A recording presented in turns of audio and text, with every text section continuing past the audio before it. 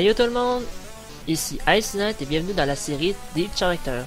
Si vous voulez savoir de quoi il s'agit la série, je vous invite fortement à aller voir l'épisode qui sera dans la description, qui sera toujours en lien dans la description. Et aussi je vais placer quelque part dans la vidéo le lien. Je vous invite à aller le voir pour comprendre en quoi s'agit la série Deep Characters. Sinon, sans plus attendre, bienvenue dans l'épisode Cherisa. Qui est ce personnage? Cherisa est une jeune fleur florale femelle. En fond, c'est tout petit. Elle est âgée de 14 millénaires, elle mesure près de 3 mètres et elle est d'origine de la planète Florfla. C'est l'héroïne principale de tout mon univers. C'est avec elle que pour la plupart du temps nous allons voyager. Au début, seule et au fur et à mesure de l'aventure, elle rencontrera des alliés et des ennemis qui fera influence à ses actions, ses envies. Cette jeune fille a le caractère d'une adolescente car elle a l'âge et manque beaucoup de maturité. Tête enflée et une forte tendance de sous-estimer autrui, elle peut souvent causer des soucis à ses alliés et des avantages à ses ennemis. Le fait qu'elle peut parfois agir sans réfléchir peut mener à l'échec de certaines tâches même si celles-ci peuvent être très importantes. Toutefois, elle est malgré tout très intelligente et apprend vite de ses erreurs. Même si elle a fortement du mal à accepter qu'elle peut avoir plus forte qu'elle et plus maligne qu'elle, elle sait s'avouer vaincue. Grâce à son sérieux, elle peut arriver à son objectif tant qu'elle ne commence pas à lancer des préjugés sur ce qui va arriver. Studieuse, elle a appris toute l'histoire de sa planète et du passé. C'est une passionnée de l'histoire et des légendes de tout Karuji.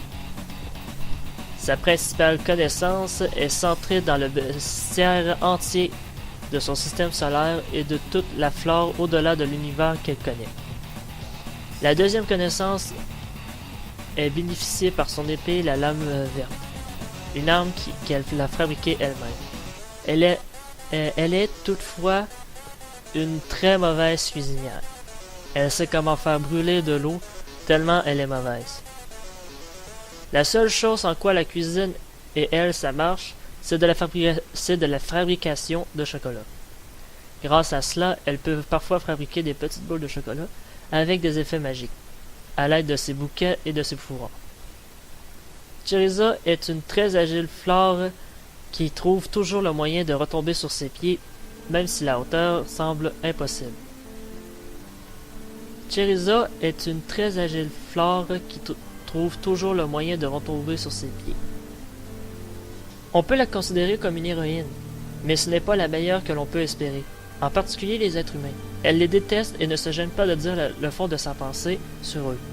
Et cela ne s'améliorera pas si c'est un sauvetage. Du moins, ce ne sera pas la manière la plus sauve, mais la manière la plus rapide pour éviter d'être plus longtemps dans le même espace que l'humain en question. Un autre point à tenir, c'est qu'elle n'a pas peur de tuer. S'il est question de justice. Si la personne a dépassé les bornes ou de ce qui est moralement possible, elle lèvera son épée pour l'arrêter et n'aura pas de remords pour le faire. Pour une fille de 14 millénaires, elle a quand même beaucoup de vécu. Une grande voyageuse de l'espace, elle a beaucoup exploré plusieurs univers pour approfondir sa curiosité. Ses nombreux voyages lui a permis d'apprendre et de connaître des milliers de plantes et de nourrir son épée de la composition d'une flore, d'un végétaux ou quelque chose du genre pour qu'elle puisse par la suite le reproduire. C'est surtout grâce à cela qu'elle a un aussi grand pouvoir. Elle acquit cette arme grâce à une procédure longue et ardue qui ne permet pas l'échec. À l'âge de 10 millénaires, les flores ont une éthique à respecter où ils doivent fabriquer leurs propres armes à partir des nombreux matériaux qui les entourent dans leur planète. Et Cherisa a choisi la feuille d'un arbre qui donne des pouvoirs extraordinaires. Le souci, c'est que peu de flores tentent l'expérience par faute de ses nombreuses contraintes et de son temps qu'il demande. Généralement, les armes se fabriquent facilement dans le village. Mais pour celui-ci, comme la lame verte, le traitement dure un millénaire et si les contraintes ne sont pas respectées, cela peut devenir une abomination pour son pouvoir, même un antonyme de la création.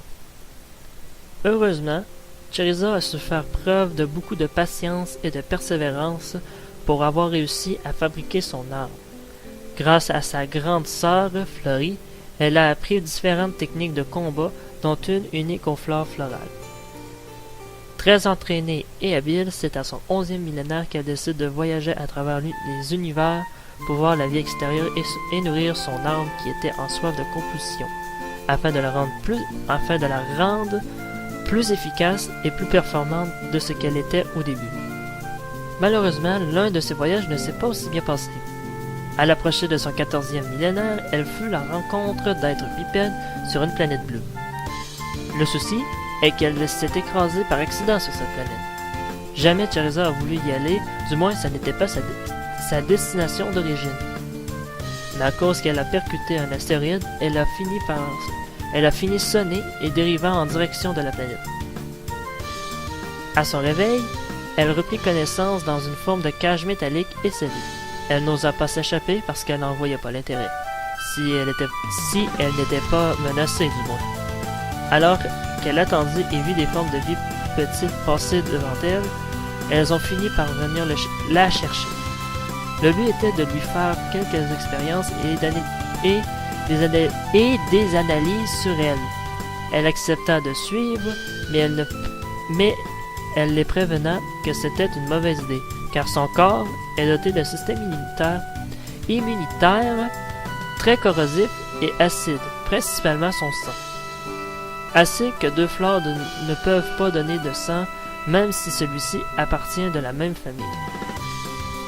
Mais vu que ces êtres ont été très têtus, ils ont quand même essayé de la piquer pour prélever ce même sang. Et la corrosion a été très violente.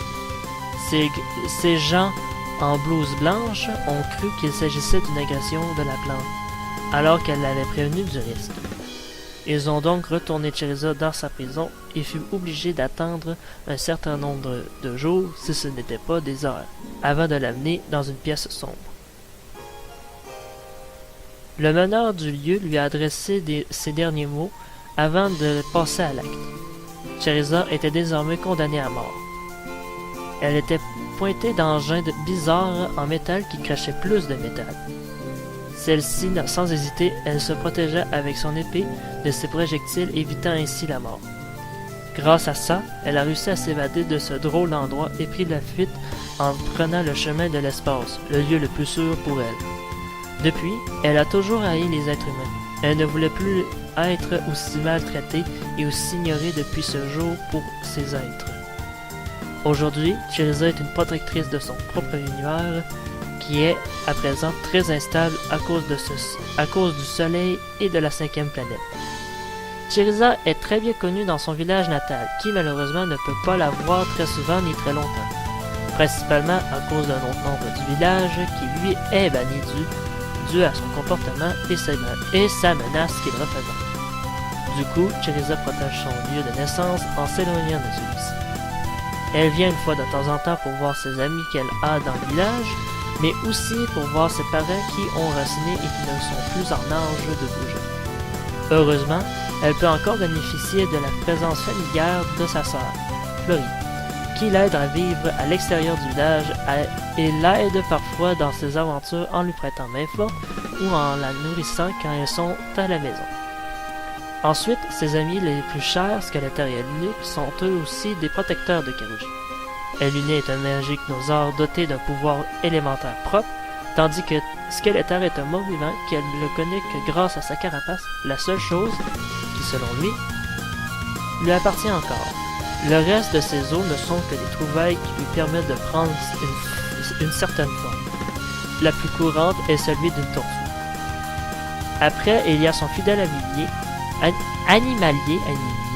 animalier, volant, un oiseau gigantesque que seule elle et sa sœur peuvent diriger et appeler. Cet oiseau en question se nomme Karokzak. Il en vient ensuite pour une toxine de Mystrizor qui est chasseuse de trésors et voleuse dans ses passe-temps. Elle, c'est sa plus récente amie et sa seule amie fille avec laquelle elle peut se confier si elle en a besoin. Mais contrairement aux autres, cette toxine ne participe pas autant dans les aventures de Cheriza, mais lorsqu'elle en sent l'envie, elle ne se gêne pas à venir donner un petit coup de patte à cette très chère Cheriza. Mais notre jeune Flore n'est pas aussi bien entouré qu'il y paraît. Un autre Flore, un mâle, est à sa chasse et tente de le détruire, portant le nom de Zer. Celui-ci le chasse pour éliminer définitivement d'une manière ou d'une autre. Jaloux de son succès avec la lame verte, celui-ci veut le détruire à l'aide de sa propre arme qui est la version échec de ce qui aurait pu devenir l'arme de Cheriza.